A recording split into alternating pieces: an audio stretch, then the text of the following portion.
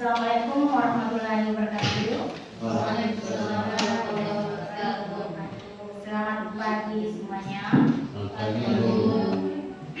Puji syukur kita ucapkan kepada Allah Subhanahu wa Ta'ala karena kita diberikan kesehatan dan kesempatan hingga bisa berkumpul di tempat ini guna untuk membahas beberapa hal untuk peningkatan kompetensi guru.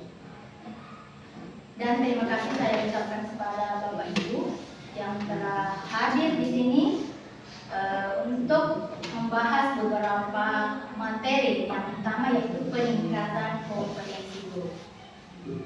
Nah, langsung saja ya, materinya yaitu pada hari ini yaitu tentang peningkatan kompetensi guru.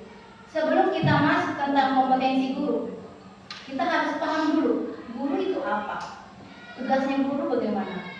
Guru itu adalah yang memegang peranan penting merancang suatu strategi pembelajaran karena keberhasilan proses pembelajaran tergantung dari kemampuan Bapak Ibu. Sementara kompetensi merupakan perpaduan dari pengetahuan, keterampilan, dan nilai sikap. Jadi, Bapak Ibu sebagai pendidik itu tidak, saya sebagai kepala sekolah tidak bisa menentukan strategi pembelajaran yang Bapak Ibu akan ajarkan di dalam anak-anak, di dalam kelas. Kenapa? Karena guru itu pemegang strategi utama di dalam proses pembelajarannya. Contoh, kesalahan kepala sekolah di saat menentukan kepada dewan gurunya bahwa kalian harus menggunakan PCBL, kalian harus menggunakan metode pembelajaran berpikir kritis. Tidak. Kenapa? Karena guru lah yang memegang strategi pembelajaran di dalam kelasnya. Sementara kompetensi itu perpaduan dari pengetahuan, keterampilan, dan nilai sikap. Jadi untuk meningkatkan kompetensi Bapak Ibu, yang harus Bapak Ibu miliki adalah profesional. Apa sih itu profesional? Jadi profesional itu guru-guru mampu menguasai materi yang akan diajarkan. Jadi sebelum kita mengajar, kita dulu belajar supaya kita mampu menguasai materi yang akan kita ajarkan. Jadi sampai di sini, jadi guru itu pemegang strategi pembelajaran. Kadang ada pemateri menginstruksikan bahwa kalian harus menggunakan metode teknik pembelajaran. Padahal kita pemateri, kepala sekolah, pimpinan siapapun itu, kita tidak bisa menentukan bahwa kalian harus menggunakan teknik pembelajaran seperti ini. Karena kenapa? Kalian yang mengetahui keadaan di dalam kelas. Strategi apa yang akan Bapak Ibu gunakan. Kedua, nilai-nilai yang harus dimiliki oleh guru yaitu komunikasi. Komunikasi yang baik dengan orang tua siswa. Kalau ada siswanya yang bermasalah, ada didapat siswanya yang kurang mampu memahami materi pembelajaran, maka komunikasi yang sangat penting. Komunikasinya dengan siapa? Dengan teman sejawat, dengan kepala sekolah. Kalau ada Bapak Ibu dapatkan masalah di dalam kelasnya, Bapak Ibu tidak mampu menyelesaikan problem permasalahan itu, maka kita ke kepala sekolah. Jadi yang kedua, nilai yang harus dimiliki yaitu komunikasi. Yang ketiga, kepemimpinan. Bukan cuma kepala sekolah yang harus memiliki jiwa kepemimpinan, tapi Bapak Ibu guru juga harus memiliki jiwa kepemimpinan. Seperti apa? Di dalam kelas pasti siswa kita berbeda-beda karakternya, berbeda-beda orang tuanya. Ini anak asisten, ini anak guru, ini anak pemandu. Jadi bagaimana caranya memimpin? Memimpin itu harus pertama kita harus mengajari bagaimana anak disiplin, bagaimana adil. Jangan karena ada anaknya guru, ada anaknya asisten, terus kita membeda-bedakan. Jadi di sini intinya memimpin itu kita harus adil. Jangan berpikir bahwa si A ini dekat dengan saya, anaknya si ini. Kita tidak menegur, jangan ya Bapak Ibu. Sama halnya dengan saya. Saya sebagai pemimpin di sini, Bapak Ibu guru, saya harus bersifat adil. Dan satu yang saya tanamkan, saya tidak mau orang semua harus menyukai saya. Kenapa? Bapak Ibu juga seperti itu. Tidak semua siswa menyukai kita. Saya juga seperti itu. Saya tidak menuntut Bapak Ibu menyukai saya. Yang penting intinya saya menjalankan aturan sesuai dengan norma agama. Kenapa saya tekankan sesuai dengan norma agama? Karena agama itu tidak, agama itu kacau. Jadi sebagai kepemimpinan yang baik, baik itu Bapak Ibu guru, nanti Bapak Ibu guru jadi kepala sekolah, intinya adalah ikuti aturan agama. Agama itu tidak kacau. Jadi jangan bilang, anaknya si guru ini, jangan Bapak Ibu. Kenapa? Karena kalau kita menuntut anak-anak menyukai kita, orang tua siswa menyukai kita, maka keadilan tidak akan ditegakkan. Jadi tidak usah. Kenapa? Kalau orang menyukai sama kita akan menjadi pribadi yang munafik. Sama dengan saya tidak mau menegur ini. Kenapa? Ini dekat dengan saya, maka saya akan menjadi orang munafik. Orang munafik yaitu meskipun bawahannya, meskipun peserta dirinya nakal karena dekat, maka tidak akan ditegur. Tidak. Karena itu kita akan timbul rasa munafik. Yang keempat, empati. Jadi empati ini bagaimana? Empati ini ada anak sakit, kita bagaimana caranya menjenguk, menghubungi, mengajak anak-anak, mengadakan misalnya kayak kemarin itu ada sosial ini, kumpul-kumpul uang untuk teman-teman, itu empati, keterbukaan. Jadi kita terbuka sama peserta didik kita, begitupun dengan saya, terbuka dengan Bapak Ibu. Namun ada juga sebagian yang harus kita ini, yang ujian-ujian yang memang ini rahasia, kayak kita guru penilaiannya seperti apa. Terkadang kita ada sedikit yang kita tutupi sedikit. Nah, lanjut kreativitas dan inovasi. Jadi nilai-nilai yang harus dimiliki oleh guru yaitu kreativitas. Contoh, saya lihat di sini terus terang, meskipun saya kadang di kantor, saya kadang jalan-jalan melihat Bapak Ibu mengajar, dan saya bersyukur sekali. Kreativitas di SD Gadang ini luar biasa. Termasuk itu jam dinding. Ini saya angkat ya, jam dinding ini. Saya lihat ibu guru yang mengajar di sini bingung mengajar pada saat materi jam. Tapi adanya kreativitas, inovasi, semangat yang tinggi, maka muncullah ide-ide membuat alat-alat seperti kita lihat. Jadi kedelapan rasa cinta terhadap pekerjaan, lingkungan dan peserta didik. Kalau ada rasa cinta di dalam pekerjaan kita, nomor 1 sampai nomor 6 semuanya akan yakin. Kalau ada rasa cinta di dalam pekerjaan kita, poin nomor 1 sampai poin nomor 6 dan 7 itu dengan sendirinya akan muncul. Seandainya cuma keterbukaan, kreativitas yang ada di dalam diri kita, maka misalnya kita punya kreativitas, tidak akan terganggu. Kenapa? Semangat yang kurang. Tapi di saat semangat kita tinggi, rasa cinta kita tinggi, coba Bapak Ibu ingat-ingat waktu di mana semangat kerja kita, rasa cinta kita dengan pekerjaan kita, saya rasa kompetensi guru kita, kinerja kita akan menurun. Tapi di saat Bapak Ibu mau melihat peningkatan kinerja Bapak Ibu, coba Bapak Ibu kembali ke semangat dan rasa cinta. Ide itu akan muncul di saat kita semangat.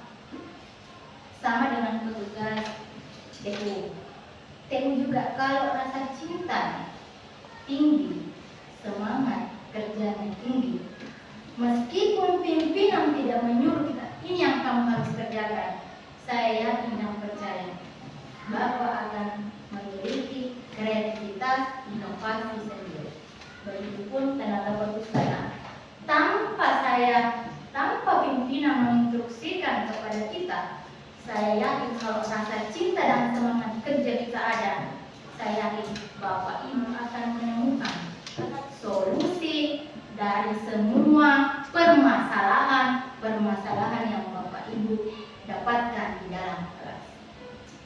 sini ada yang mau ditanyakan? Pasti. Paham? Selanjutnya, dengan memiliki kedelapan aspek tadi, maka kompetensi guru akan muncul.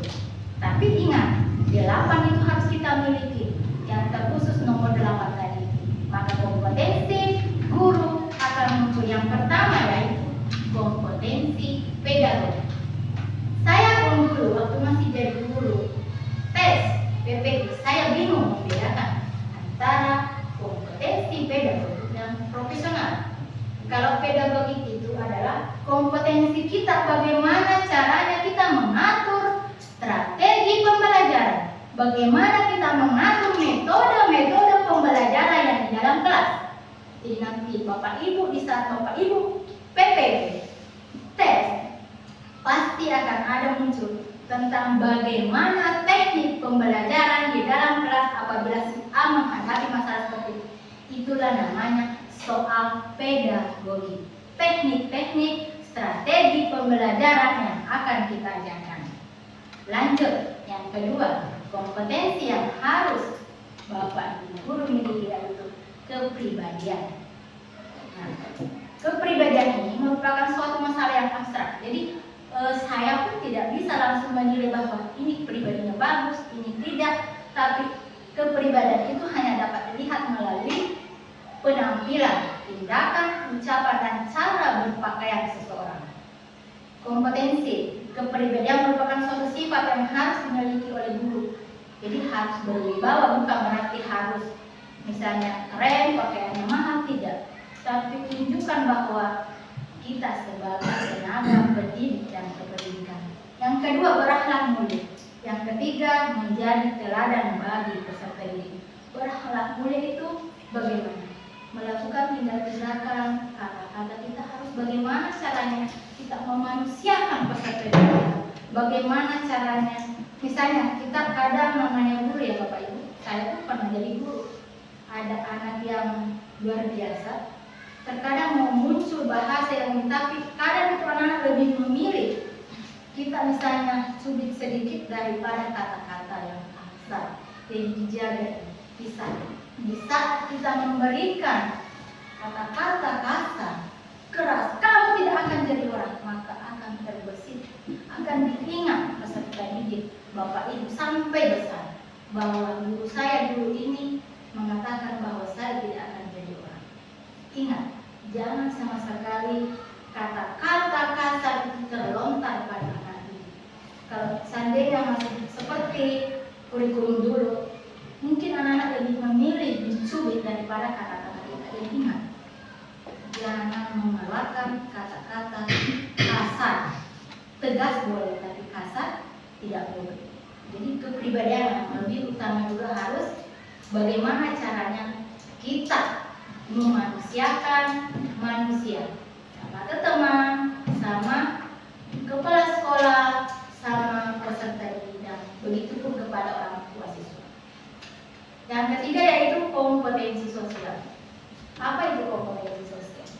Kemampuan guru untuk memahami dirinya sendiri dan tidak terpisahkan dari masyarakat, sekaligus mampu menggabungkan tugas sebagai masyarakat dan warga negara. Kemampuan berkomunikasi dengan baik, etika yang baik dengan sesama, dan mampu memanusiakan manusia. Dan kepribadian ini ada sangkut pautnya dengan kompetensi sosial. Ada orang tua siswa, jangan dibiarkan berdiri saja di depan kantor. Bagaimana kita menyapa, bagaimana kita menghargai mereka. Jadi inilah kompetensi ketiga yang harus dimiliki oleh guru. Yang keempat, kompetensi profesional. Profesional ini bagaimana mampu kita menguasai materi pelajaran secara luas yang mendalam, meliputi kepakaran kita dan keahlian kita. Contohnya, kenapa di sini kalau mengajar ada sering bertanya, kenapa ya tes guru di SD Gadang Kelima selalu matematika? Karena di sekolah swasta beda dengan sekolah negeri. Sekolah negeri memang sudah dicamkan harus sarjana PGSD, sementara sekolah swasta itu yang penting sarjana. Itu adalah aturan paling heran. Tapi kenapa saya mengambil matematika bukan berarti menganggap sepele pelajaran yang lain. Coba Bapak Ibu mengajar di kelas atas. Kalau tidak mampu mengajar matematika, maka Bapak Ibu akan menyusahkan dirinya sendiri. Karena pelajaran lain bisa kita belajar sendiri lewat materi, lewat Google. Tapi kalau kita tidak mampu untuk menalarkan ilmu kita kepada peserta didik, itu yang paling susah. Jadi Bapak Ibu ada berapa kompetensi yang harus kita miliki? Yang pertama, pedagogi. Kedua, ketiga, Sosial. yang keempat, profesional. Bapak Ibu harus hafal. Kenapa? Di saat PPG itu akan muncul soal-soal seperti itu. Dan itu jangan cuma berpikir saya akan PPG, saya harus menguasai materi ini. Tidak, ternyata di saat saya menyusun materi ini, di sini terbesit dalam hati saya bahwa ternyata materi ini harus kita tanamkan dalam diri kita, harus kita aktualisasikan kepada diri kita, harus kita realisasikan kepada peserta ini. Jadi mungkin sebagai kesimpulan,